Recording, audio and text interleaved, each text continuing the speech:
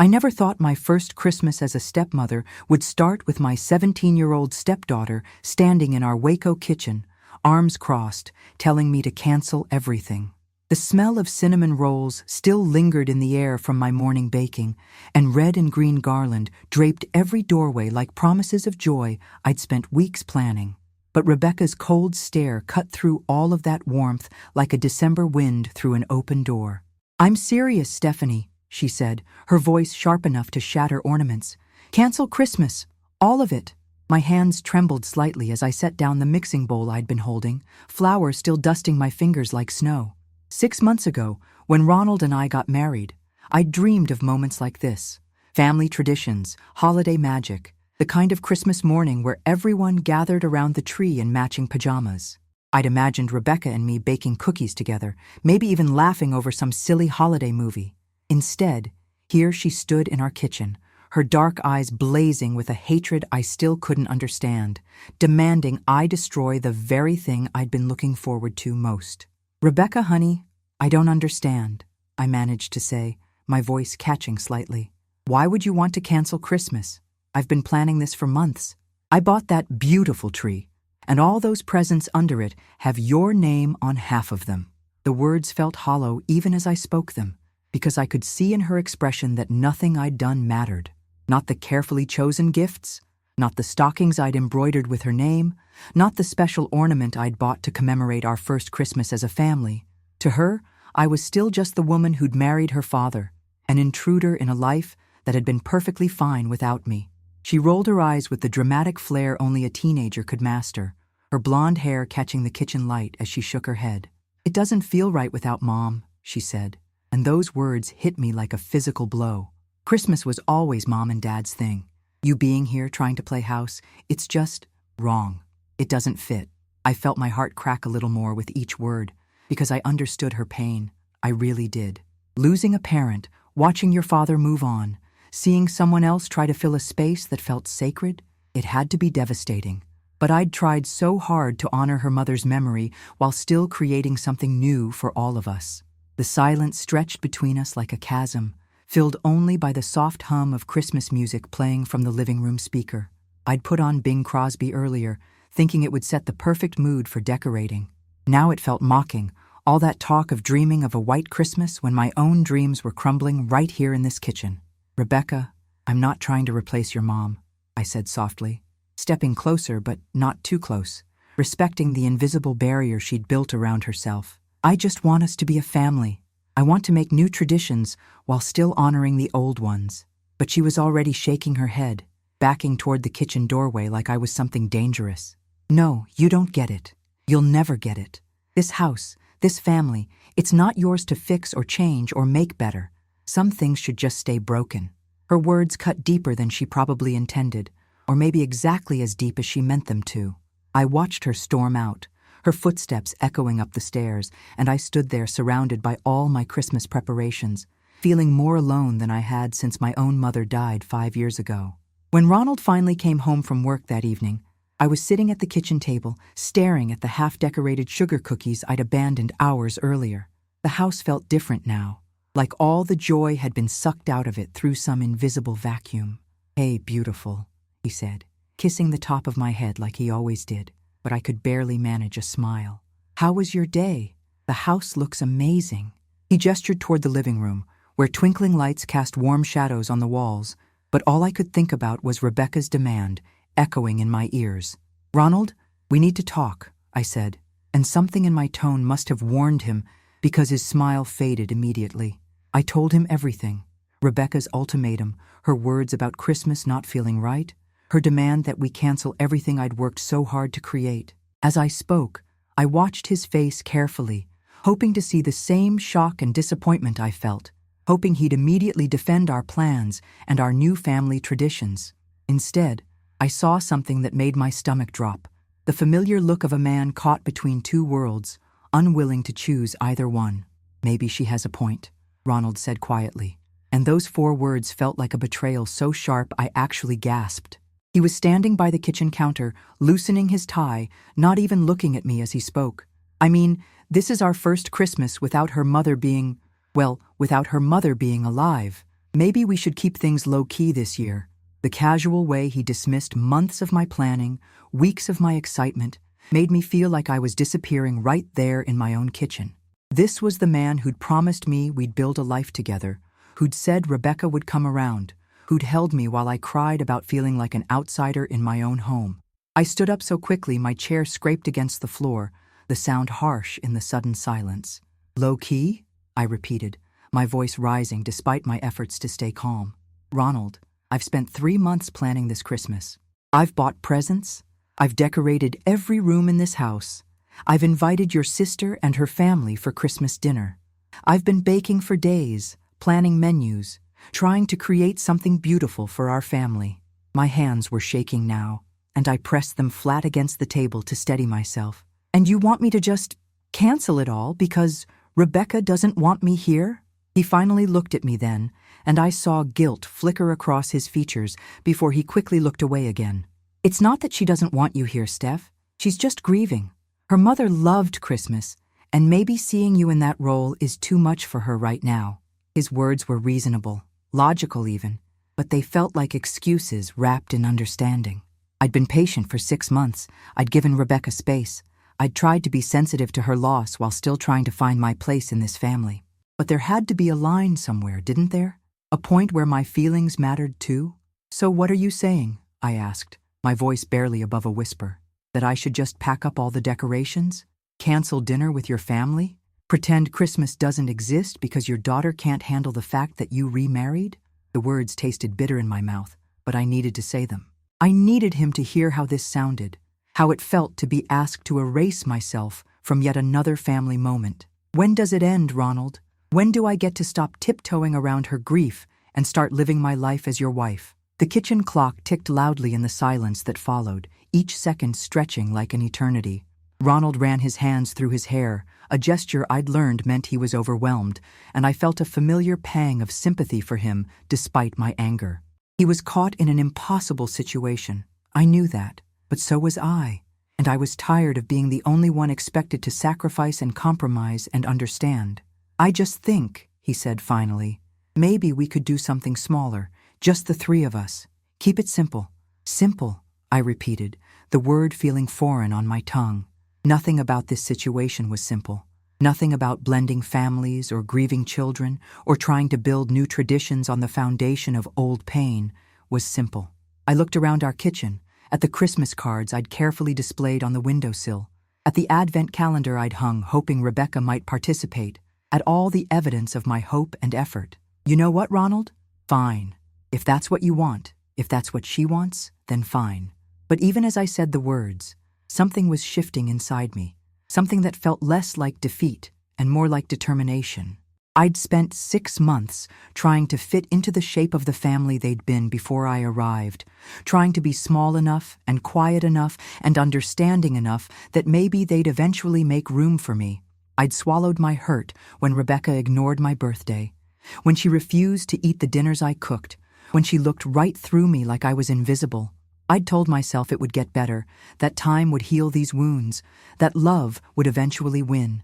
Standing there in my kitchen, surrounded by the Christmas I'd poured my heart into, I realized I was done shrinking myself to fit into their grief. I was done being the understanding stepmother who never asked for anything, who never demanded her place at the table. If Rebecca wanted to cancel Christmas, if Ronald wanted to choose the path of least resistance, then they were about to learn something important about Stephanie Martinez. I didn't cancel. I didn't back down. And I sure as hell didn't disappear just because someone found my presence inconvenient. Actually, I said, my voice stronger now, clearer. You know what? No, I'm not canceling Christmas. I'm not packing up these decorations. I'm not returning these presents, and I'm not pretending that my feelings don't matter in this house. Ronald's eyes widened in surprise, and I could see him preparing to argue, to convince me to be reasonable, to be the bigger person. But I was done being bigger. I was done being smaller. It was time to be exactly the right size, the size of a woman who belonged in her own home. The next morning, I woke up with a clarity I hadn't felt in months, like someone had finally turned on all the lights in a house I'd been stumbling through in the dark. Ronald had already left for work, probably grateful to escape the tension that had settled over our house like a heavy blanket. Rebecca was still asleep, or at least pretending to be, and I had the house to myself for the first time since this whole Christmas crisis began. I made myself a cup of coffee, extra strong, and stood in my living room looking at the half-decorated tree that had become the symbol of everything wrong with my new life. But instead of feeling defeated, I felt something else entirely, a spark of rebellion that started in my chest and spread outward like wildfire. If Rebecca wanted to see what Christmas looked like when I really put my mind to it, then she was about to get an education. I pulled out my phone and started making calls, starting with the Christmas light company I'd been too conservative to hire before. Yes, I want the premium package, I told them, pacing around my living room with newfound energy. I want lights on every tree, every bush, every surface you can safely reach. I want this house to be visible from space. By noon, my front yard looked like a Christmas explosion had gone off, and I was just getting started. The delivery trucks kept coming. More decorations, a second Christmas tree for the front window, enough outdoor lights to power a small city. My neighbors started gathering on their porches, watching the transformation with a mixture of awe and concern. Mrs. Henderson from next door came over with a plate of cookies and barely concealed curiosity. "Stephanie, dear, are you having some kind of Christmas party?" she asked, her eyes wide as she took in the inflatable Santa that was currently being installed on my roof. "Something like that," I said, accepting the cookies with a smile that felt more genuine than any I'd managed in weeks. "I'm having the biggest Christmas celebration Waco has ever seen. Would you like to come?" The words surprised me as much as they surprised her, but once I said them, I knew they were exactly right. If my own family didn't want to celebrate with me, then I'd find people who did. I'd create the Christmas I wanted, with or without Rebecca's approval, with or without Ronald's support. Mrs. Henderson's face lit up like one of my new Christmas trees. "Oh, honey, that sounds wonderful. My grandchildren are visiting from Dallas, and they'd love something like this. What can I bring?" And just like that, my rebellion had its first recruit. By the time Rebecca came downstairs that afternoon, rubbing sleep from her eyes and clearly preparing for another confrontation, I was on the phone with the local radio station, arranging for Christmas carolers to perform in my front yard on Christmas Eve. "What is all this?" Rebecca demanded, staring out the front window at what had once been our modest front yard, and was now a winter wonderland that could be seen from 3 blocks away. Her voice carried that particular tone of teenage outrage that suggested I'd personally offended her by existing. But for the first time since I'd known her, it didn't make me want to apologize. "Are you seriously doing all this just to spite me?" I hung up the phone and turned to face her, and I could see my own reflection in the window behind her. A woman surrounded by twinkling lights and Christmas magic, looking more like herself than she had in months. "No, Rebecca," I said calmly. "I'm doing this because I love Christmas, and I love this family, and I'm not going to let anyone's bad attitude steal my joy anymore. You want to cancel Christmas? Fine. Cancel your Christmas.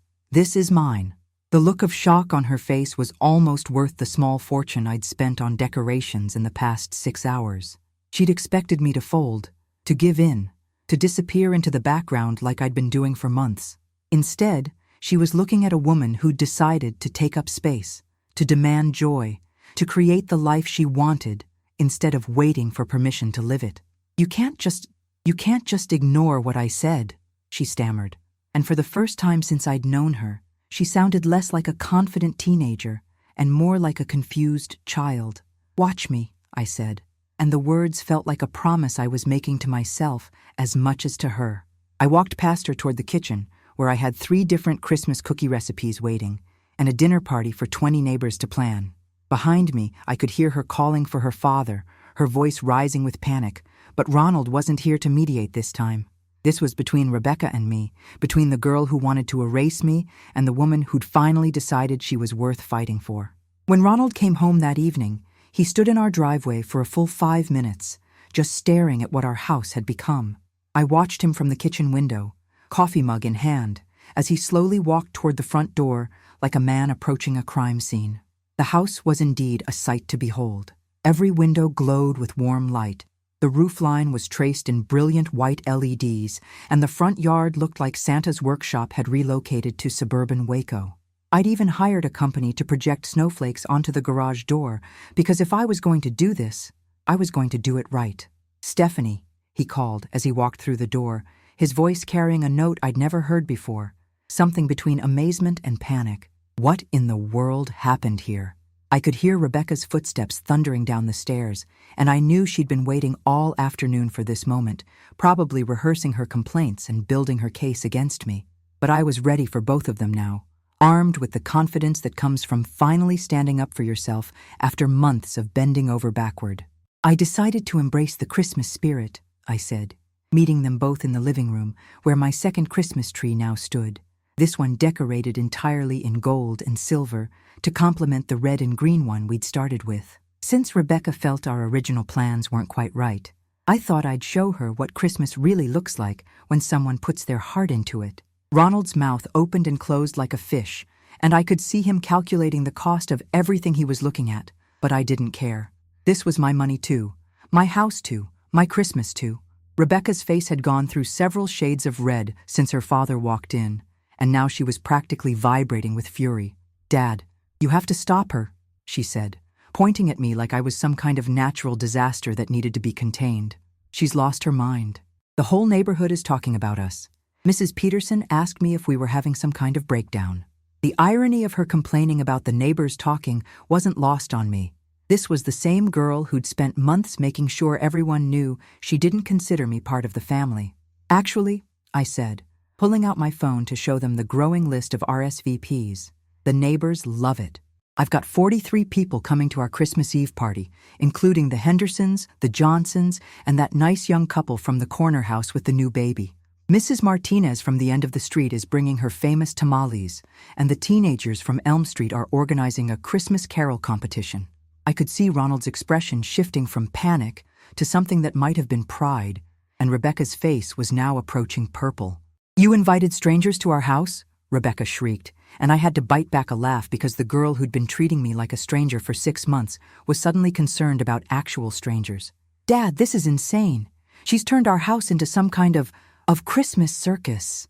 She was pacing now, her hands flying as she spoke, and I realized this was the most animated I'd ever seen her. Even her anger was more engagement than I'd gotten from her in months. But it was what happened next that changed everything. Rebecca's phone buzzed, and she glanced at it with the automatic reflex of every teenager. But instead of the quick look I expected, her face went completely white. She stared at the screen for a long moment, then quickly shoved the phone into her pocket, but not before I caught a glimpse of the name on the screen. Mom's house. My blood went cold, because Rebecca's mother had been dead for 2 years, which meant someone else was using that contact name. "Who was that?" I asked, my voice sharper than I intended, and Rebecca's eyes darted between me and her father like a trapped animal. "Rebecca, who's texting you from your mom's house?" The silence that followed was deafening, broken only by the soft sound of Christmas music playing from my speakers and the distant hum of all those Christmas lights outside. Ronald was looking between us with growing confusion, clearly sensing the shift in the room, but not understanding what had caused it. "It's nothing," Rebecca said quickly, too quickly, backing toward the stairs like she was planning an escape. But I was done with her evasions, done with her secrets, done with feeling like an outsider in my own life. I'd spent the day reclaiming my Christmas, and now I was going to reclaim my right to know what was happening in my own house. "Rebecca," I said, my voice carrying all the authority I'd been afraid to use for months, "show me that phone, right now." What I found on Rebecca's phone that night changed everything, but not in the way I expected. The messages weren't just from Mom's house. They were from Rebecca's biological mother's sister, Linda, who had been living in their old family home since the funeral. But it wasn't the sender that made my hands shake as I read. It was the content. "Dad's ready to come home for Christmas," one message read. "Just like we planned. Tell him you're sick and need him here. Stephanie will never know." Another message, sent just hours earlier. "Did you get her to cancel Christmas yet? Once she's out of the picture, everything can go back to normal." I felt Ronald reading over my shoulder, his sharp intake of breath confirming that he was seeing the same betrayal I was. The room felt like it was spinning as the full scope of their plan became clear. Rebecca hadn't been grieving our Christmas traditions. She'd been actively sabotaging them. Every complaint, every demand, every tear had been calculated to drive me away so she could orchestrate Ronald's return to his old life, his old house, his old routine, with Linda playing surrogate mother. "Rebecca," Ronald said, his voice hollow with shock, "how long has this been going on?" But I already knew the answer from scrolling through months of messages, months of planning, months of my stepdaughter systematically trying to erase me from their lives while I bent over backward trying to understand her pain. Standing there in my living room, surrounded by the Christmas lights that had become my declaration of independence, I felt something shift inside me that was bigger than anger, deeper than hurt. It was clarity, pure and simple. For 6 months, I'd been fighting the wrong battle, trying to win over a girl who had never intended to give me a chance, trying to build a relationship with someone who was actively working to destroy my marriage. But now, looking at Rebecca's tear-streaked face as she realized her plan had been exposed, I felt something unexpected, not rage, but a strange kind of peace. The truth, even when it hurt, was better than living in confusion and self-doubt. "You know what, Rebecca?" I said, setting her phone down on the coffee table with deliberate calm. "Thank you." Both she and Ronald stared at me like I'd lost my mind, but I'd never felt more sane in my life. "Thank you for showing me exactly who you are and exactly what I'm dealing with. Thank you for helping me realize that I've been trying to earn love from someone who never intended to give it. And thank you for giving me the perfect reason to stop caring about your approval and start living my life exactly the way I want to." I gestured toward the windows, where my Christmas lights twinkled like stars, toward the kitchen where party preparations waited, toward the life I'd built despite her efforts to tear it down. The Christmas Eve party was everything I'd dreamed it would be and more. 47 neighbors showed up, filling our house and yard with laughter, music, and the kind of joy I'd been craving for months. Ronald, to his credit, stayed and played host, though I could see him struggling with the weight of his daughter's betrayal and his own failure to protect our marriage. Rebecca disappeared to her room early in the evening, but for the first time since I'd known her, her absence felt like a gift rather than a rejection. As I stood on my front porch at midnight, watching the last guests head home through the glow of my spectacular Christmas lights, I realized I'd finally found what I'd been looking for all along. Not Rebecca's acceptance, not even Ronald's unwavering support, but my own strength, my own joy, my own unshakable sense of belonging in the life I'd chosen to build.